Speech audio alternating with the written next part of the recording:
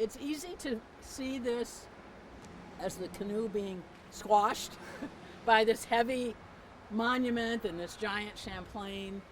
Actually, I was talking to one of our Mohawk elder resources, and she got me thinking about it differently. She viewed it as, because it isn't really squashed, it's not bent. She sees the canoe, the birch bark canoe, which is important that it's birch bark, as supporting the foundation, and allowing Champlain to do what he did.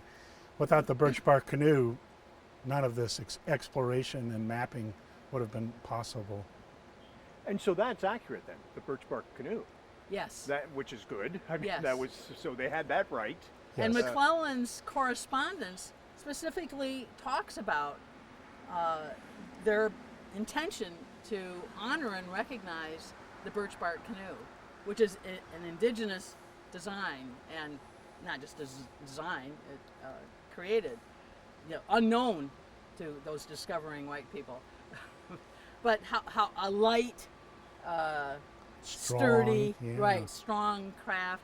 It's what enabled them to come down the rivers from Quebec and be able to portage around the rapids and then come here. So the canoe was very crucial to Champlain's discovery and to the fur trade afterwards. I mean, Champlain was here to develop the fur trade for France, for the King of France, and did very successfully. We learned that Champlain made alliances, really business partnerships with over 50 different native indigenous nations in his time here. So that was He wasn't a a hero productive trade mission then. It was. He wasn't, and people who are experts in Champlain and in Franco-American history helped us see that Champlain was not here as a conqueror. He doesn't fit in the same, maybe it's a stereotype also, but the stereotype we have of the Spanish conquistadors or other, Britain as well, other nations that enslave the people or convert to Christianity or die, literally. Right. Champlain was not of that ilk. He was very much for integrating with the people to build really a new society here in New France that integrated the indigenous people with the Europeans. Yeah, he encouraged and facilitated his soldiers living with native people, the French colonists that came, because he established what's now Quebec City. That was the first white settlement in the northern part of North America, anyway. But it was to be a very living together kind of situation. I didn't know any of that.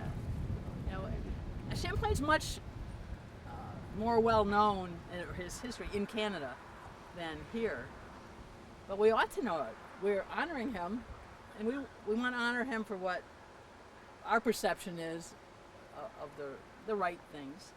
The wording of this statue, discoverer, colonizer, is what the men, the European, the white local men, the leaders of our community, decided that was their perception in 1912.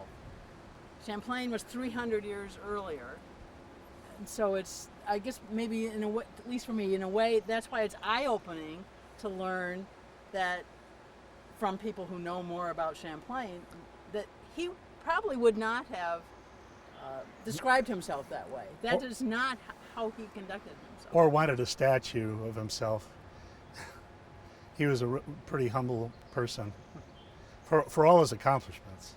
Our purpose was not to denigrate or tear down, even in words, Champlain and his accomplishments, and thought it important to recognize. He was a wonderful, somewhere else on there I think it says he was a cartographer. He's certainly a navigator who's also a map maker. He was the first to make maps of the northeastern part of the North American continent, and the French used that to settle this area. That was important.